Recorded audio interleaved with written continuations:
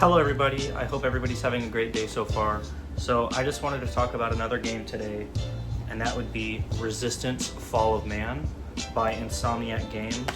So disclaimer, I've not beaten the game yet, but I just really wanted to talk about it, and I'm really excited about it. So far, in Resistance, there's these creatures called the Chimera. It's this alien invasion. So far, I don't know why they're here, but they're crash landed, and they're pretty much taking over and killing everybody. And really cool so far is that the way the story is being told. It's being told from the perspective of a woman telling a story. And she's explaining that the character that you are is like the only one who made it, and it's honestly a miracle. And because of the way she's telling the story, I don't know if my character dies in the end or what's the case on that. There are 3 games, so I would assume I don't die. Cool thing about Resistance, well, let's talk about the bad and then we can kind of end on a good note. Something that's annoying is the controls.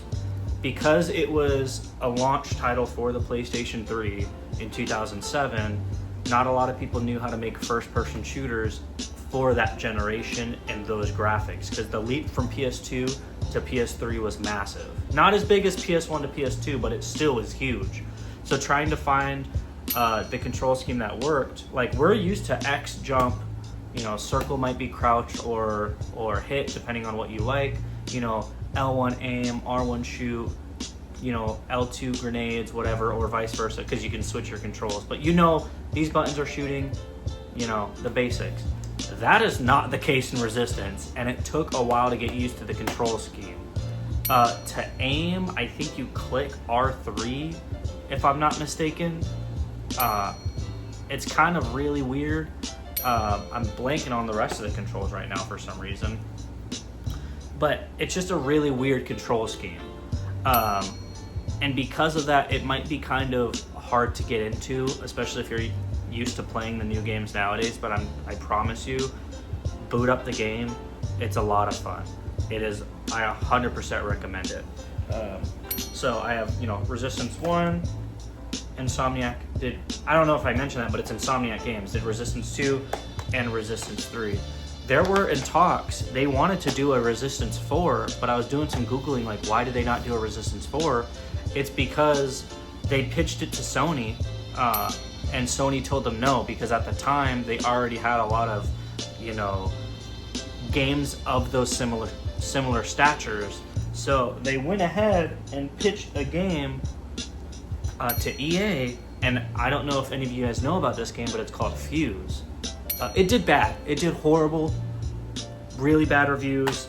I can talk about this game once I play it. I don't know anything about this game yet, but I had to pick it up because it's one of the few games that, even Googling, when you look up list of Insomniac games, it says, Resistance, Ratchet & Clank, Spider-Man. Doesn't say this, but clearly they made it. So before I start going on a tangent, I just thought I should, mention those. And if you guys have any other games that you think I should try to play, or any other games I should talk about, please let me know. I know this is a bit shorter of a video. It's just I've not beaten the game, and I didn't want to not make a video. I didn't want too many gaps to be there. I love making content, and I just love talking about video games. So it's like all I think about is I want to make another video. I want to make another video. But I have to play and beat these games to make those videos. So if this is okay with you, when I play a little bit of a game, talk about it, and maybe once I beat the game, after the credits roll, I can then come back and say, hey, these are my thoughts on the game, and go from there. I've been messing around with streaming on TikTok a little bit, some of the gameplay. If you guys are interested in that, please let me know as well, and I'll continue to do that. But for now, that's all I've got for you guys today. Thank you so much. Have a great day, and peace out.